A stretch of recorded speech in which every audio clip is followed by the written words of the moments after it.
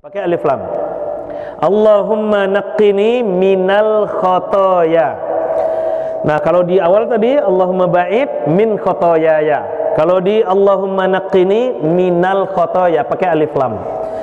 Nah, kita mulai dari awal lagi. Allahumma naqqini. Ya Allah, naqqa itu bersihkan, Pak Bu.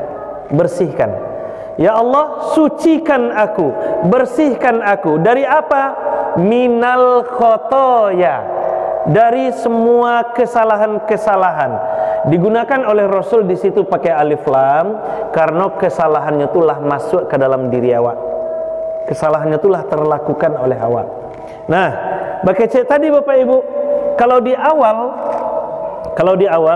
kalau digambarkan Bapak Ibu, hati awak tu hati awak bentuk apa Bu? Bentuk apa hati awak tu Pak? Bentuk love Pak. Bentuk love. Kalau digambarkan kayak love itu. Nah, Allahumma ba'id baini wa baina khotoyaya kama ba'adta bainal masyriqi wal maghrib. Kita ambil dulu hadis Rasulullah bahwa Allah Subhanahu wa taala ciptakan kita dalam keadaan fitrah. Hati kita itu bersih. Hati kita itu bersih Bapak Ibu. Hati kita itu bersih. Nah, kemudian datanglah kesalahan-kesalahan dari luar untuk mengotori hati. Makanya kata Rasulullah, setiap kesalahan yang kita lakukan itu akan menjadi nuktah di dalam diri kita, akan menjadi bintik hitam di dalam diri kita. Setiap kesalahan yang awak lakukan mengotori diri awak, mengotori hati awak, jadi bintik hitamnya. Jadi bintik hitamnya. Awak menggunjiang, masuk tercatat di situ, jadi bintik hitam. Awak berduto, masuk tercatat jadi bintik hitam. Makin banyak kita berbuat kesalahan, makin kotor hati kita, makin banyak bintik-bintik hitam itu di dalam hati kita. Dan kesalahan itu dari segala macam penjuru. Dari atas, dari bawah, dari kiri, dari kanan, dari muka, dari belakang. Itu sesuai dengan firman Allah surah Al-A'raf itu, bahwa setan akan menggoda kita dari segala penjuru mata angin. Segala penjuru mata angin. Nah, sekarang kesalahan itu telah terlakukan oleh kita, lah masuk ke dalam diri awak, lah kumuh hati awak. Lah kumuh hati awak. Nah, ketika kesalahan itu sudah masuk ke dalam diri kita, mengotori hati kita, apa yang kita lakukan? Berdoa kepada Allah, Allahumma naqqini. Ya Allah, bersihkan lagi hatiku itu. Bersihkan lagi hatiku ya Allah. Allahumma naqqini minal khotoya. Ya Allah, hatiku sudah kotor, sudah penuh dengan berbagai macam kesalahan. Kesalahan baduto, kesalahan bagunjang, kesalahan menoko orang, kesalahan mempekecehan orang, kesalahan malarian daging kurban, patangga, kan banyak tuh Pak. Dan segala macam bentuk kesalahan-kesalahan itu. Nah, kesalahan itu sudah ada dan sudah mengotori diri kita. Maka langkah kedua yang kita lakukan adalah membersihkan diri kita itu. Membersihkan diri kita itu. Ketika kesalahan itu terperangkap di dalam diri kita, makanya dimunculkan di situ pakai alif lam al-khotoya. Nah, tugas kita sekarang adalah membersihkan kesalahan itu, membersihkan hati kita. Dengan apa? Dengan berdoa, Allahumma naqqini minal khotoya. Ya Allah, bersihkan kembali hatiku dari segala macam kesalahan itu.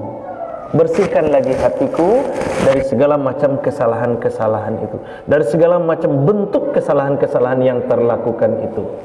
Nah, jadi itu upaya awak nan kedua Bapak Ibu. Itu upaya nan kedua. Awak berasihan balia supaya apa? Ba'a cara memberasihannya, ba'a gambarannya kama yunaqqat thawbul abyadu minad danas. Sebagaimana engkau membersihkan, sebagaimana engkau mensucikan lagi al-abyadu minad danas, kain putih dari kotoran. Kain putih. Sebagaimana engkau membersihkan kain putih dari kotoran, Pak Ibu. Kain putih itu kalau nampak sit, kalau kanesen noda sekete pasti nampak. Pasti nampak. Beda aja kain coklat bentuk itu Bapak Ibu, karena bintik hitam sekete, enggak ada masalah, enggak ada kelihatan loh. Tidak ada kelihatan. Tapi kalaulah kain putih nampak titik seketesnya nampak tuh Bapak Ibu. Nah, dan memberasihannya tuh pun perlu kerja ekstra. Perlu usaha berlebih untuk memberasihannya. Nah, maka itulah yang kita mohonkan kepada Allah. Kita tahu bahwa kita sudah pernah berbohong. Kita sadar bahwa kita sudah pernah berkata dusta. Kita sadar bahwa kita telah pernah menzalimi orang lain. Kita sadar bahwa kita telah pernah mengambil hak orang lain. Nah, maka kini ba'a caranya supaya memberasihan diri awak tu perlu usaha yang lebih. Perlu usaha yang lebih. Maka untuk membersihkan hati itu Bapak Ibu perlu kesungguhan. Perlu kesungguhan. Betapa banyak orang-orang yang sudah hijrah, betapa banyak orang-orang yang sudah berupaya hijrah, tapi kadang-kadang datang godaan sedikit kembali lagi ke kemaksiatan, kembali lagi ke lembah kemaksiatan. Nah, di sini tantangannya, dan disinilah nilai jihad kita itu, usaha yang sungguh-sungguh kita itu. Maka tidak akan pernah berhasil ketika kita apapun yang kita upayakan sesungguhnya tidak akan pernah berhasil apabila tidak kita lakukan dengan sungguh-sungguh. Nah, baik itu gambaran orang yang memberasihan hati dari kotoran itu. Nah, itu yang kedua. Kemudian yang ketiga, Allahumma ghsil khotoyaya bil ma'i wat talji wal barad. Allahumma ghsil khotoyaya bil ma'i wat talji wal barad. Kembali Rasulullah sallallahu alaihi wasallam menggunakan khotoyanya tanpa alif lam. Jadi yang pakai alif lam hanya di kalimat yang kedua. Yang pakai alif lam hanya di kalimat kedua. Untuk kalimat ketiga kembali tidak pakai alif lam. Nah, awak bandingkan dulu Bapak Ibu, jo yang ada di dalam hadis itu atau yang mungkin tak biasa awak baca, ya, yang ada di dalam buku ungu itu. Di dalam buku ungu, ambil ulang balik, Allahumma ba'id baini wa baina khotoyaya kama ba'atta bainal masyriqi wal maghrib. Allahumma naqqini min khotoyaya kama yunakkat thawbul abyadu minad danas. Allahumma ghsilni min khotoyaya bil ma'i wat thalji wal barad. Indah ado pakai alif lam ci alah judo. Indah ado pakai alif lam ci alah jo dari yang tiga kalimat itu. Samantaro di hadis Al-Bukhari 744 di kalimat keduanya pakai alif lam. Kenapa pakai alif lam? Karena kesalahan itu sudah terjebak di dalam hati kita, sudah terlakukan oleh kita. Nah, di kalimat ketiga kembali tidak pakai alif lam. Allahumma ghsil. Ini bedanya sedikit. Kalau di buku tertulis Allahumma ghsilni min khotoyaya. Di hadis tertera Allahumma ghsil. Allahumma ghsil khotoyaya. Tidak ada ninyo, tidak ada minyo. Tidak ada ninyo, tidak ada minyo. Allahumma ghsil khotoyaya. Ya Allah, bersihkan lagi. Ya Allah, sirami lagi. Sirami lagi kesalahan-kesalahan itu. Baik Ibu, bakece tadi di awal kesalahan datang dari segala macam penjuru. Makanya tidak pakai alif lam di awal. Allahumma ba'id baini wa baina khotoyaya. Di tengah kesalahan itu sudah terperangkap di dalam hati kita, sudah terlakukan oleh kita. Itu yang kita bersihkan. Kalau ndak jua barasih, masih bakarak-karak jua hati itu lai. Masih bakarak-karak jua hati itu lai. Maka apa upaya awak lai Bapak Ibu? Allahumma ghsil khotoyaya. Ya Allah, sirami. Berarti dari atas datangnya lai Bapak Ibu. Dari atas datangnya lai. Ya Allah, sirami. Allahumma ghsil khotoyaya. Ya Allah, sirami hatiku yang masih ada kesalahan-kesalahan itu ya Allah. Bahkan kesalahan yang mungkin akan datang lagi ya Allah. Sirami semuanya. Dengan apa siraminya? Bil ma'i wat thalji wal barad. Dengan air, dengan salju dan dengan sesuatu yang sangat sejuk. Artinya apa Bapak Ibu? Ketika awak yang melakukan kesalahan, telah terlakukan kesalahan itu oleh kita, maka bagaimana cara menutupi kesalahan itu? Kalau membarasihan jaleh tadi itu dengan istighfar segala macam. Nah, ba'a cara menutupi kesalahan itu, itulah yang diajarkan oleh Rasulullah dalam hadis riwayat Ahmad wa Tirmizi. Apa kata Rasulullah sallallahu alaihi wasallam? Ittaqillaha haitsuma kunta wa atbi'is sayyi'atal hasanata tamhuha wa khaliqin nas bi khuluqin hasanin. Di poin yang kedua Rasul pesankan atbi'is sayyi'atal hasanata tamhuha. Iringi perbuatan buruk yang pernah terlakukan oleh kita. Ko ado salamu ko awak mengarajuan perbuatan yang buruk. Ko ado salamu ko awak melakukan perbuatan yang jahat. Bagaimana cara menutupinya? Iringi dengan perbuatan baik. Atbi'is sayyi'atal hasanata. Iringi perbuatan buruk itu dengan hasanah, dengan perbuatan-perbuatan yang baik. Nah, itulah maknanya siram tadi itu. Hati awak lakumwa labau sawak berasihan dengan segala macam cara, dengan istighfar, sebagaimana pesan dari Imam Al-Ghazali, lasaghair mal istighfar walal kabair mal istimrar. Tidak ada dosa yang kecil, apabila semua itu dosa kita tutup dengan istighfar, dan tidak akan ada dosa itu nanti kecuali dia akan besar apabila kita lakukan dengan terus menerus. Nah, kembali lagi Bapak Ibu, ketika awak lah melakukan dosa dan kesalahan, lah bersemayam di dalam hati awak, lah berusaha awak menutupi, memberasihannya dengan istighfar, dengan sholat taubat dan segala macam, masih ada juga nilai-nilai keburukan di dalam diri awak itu. Maka upaya kita berikutnya adalah sirami dengan kebaikan-kebaikan. Pak banyak berbuat elok lah. Kalau salamu ko awak mengambil barang orang, misalnya tambiak barang orang di awak, tidak mungkin lagi awak mengembalikan ke yang bersangkutan. Tidak memungkinkan lagi kita mengembalikan ke yang bersangkutan. Lah awak lah bau sau beristighfar, awak lah bau taubat kepada Allah. Ba'a caranya lai, pa banyak bersedekah. Perbanyak sedekah. Kalau lah tambiak barang orang, maka perbanyak keluarkan harta kita itu dengan bersedekah. Kalau salamuku mulut awak, lidah awak banyak berkata-kata kotor misalnya, banyak menyakiti orang lain misalnya, banyak menzalimi orang lain dengan perkataan-perkataan kotor kita, tidak mungkin lagi kita minta maaf kepada orang lain. Kita sudah berusaha, kita sudah banyak beristighfar, kita sudah bertaubat, tapi masih ada mungkin masih ada juga kesalahan-kesalahan itu bersarang di lidah kita. Maka bagaimana cara menutupi kesalahan itu? Perbanyaklah berkata yang baik, perbanyaklah membaca Al-Quran, perbanyaklah berzikir dan segala macamnya. Makanya Nabi itu Bapak Ibu,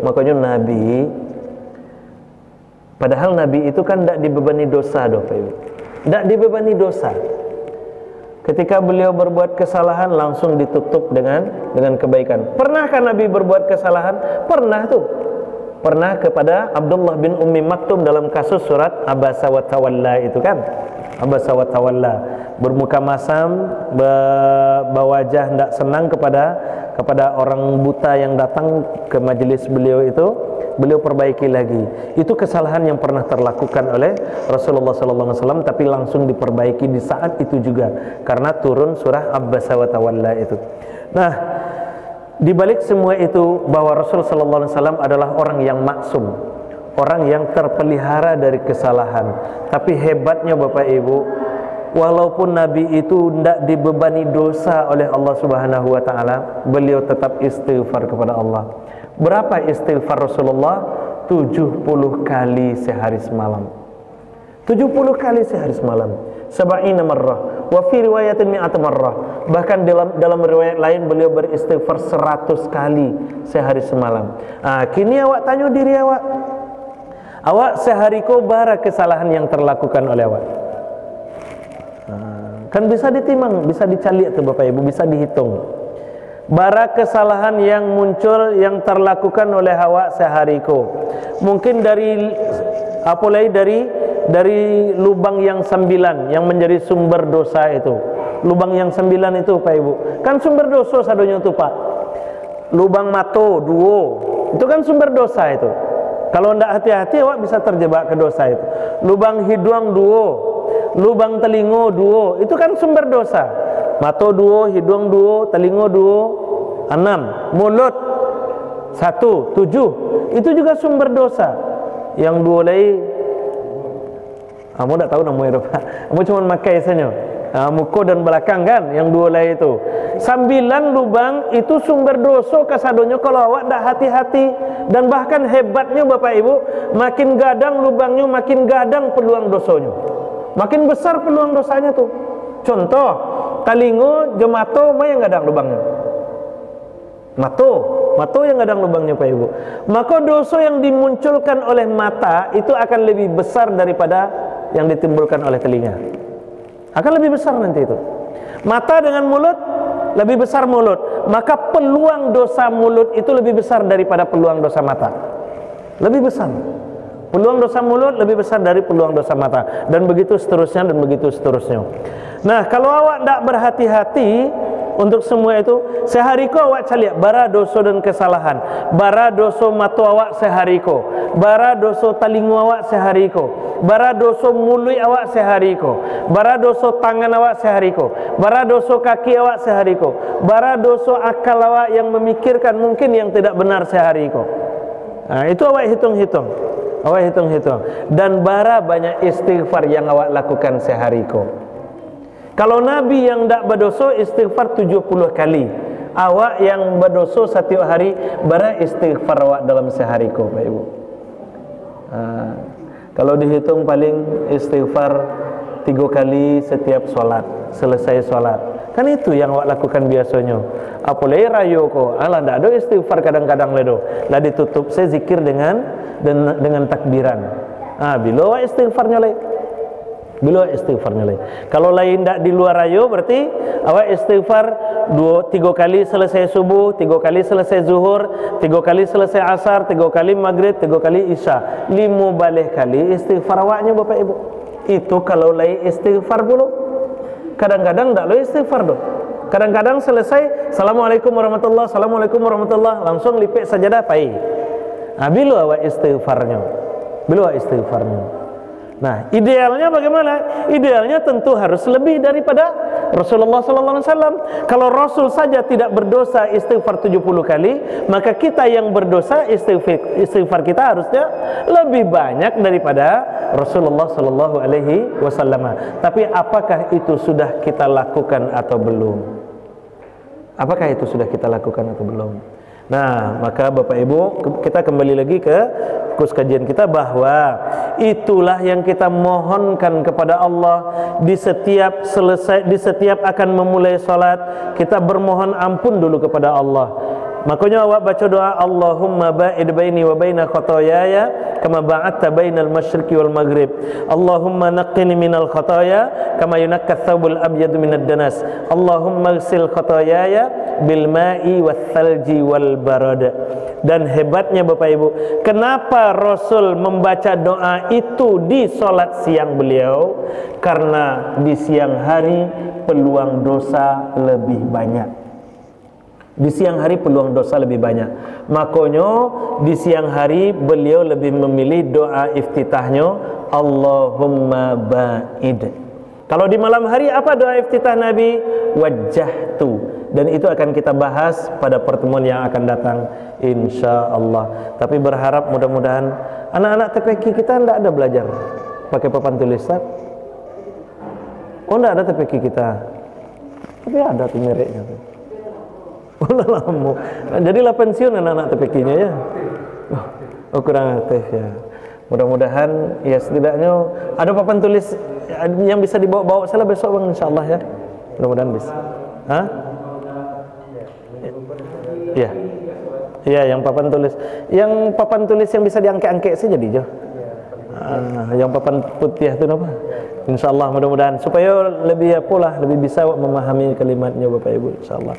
Oke Bapak Ibu, untuk malam ini kita cukupkan sampai di sini. Sebelum ditutup, kalau ada pertanyaan dulu silakan.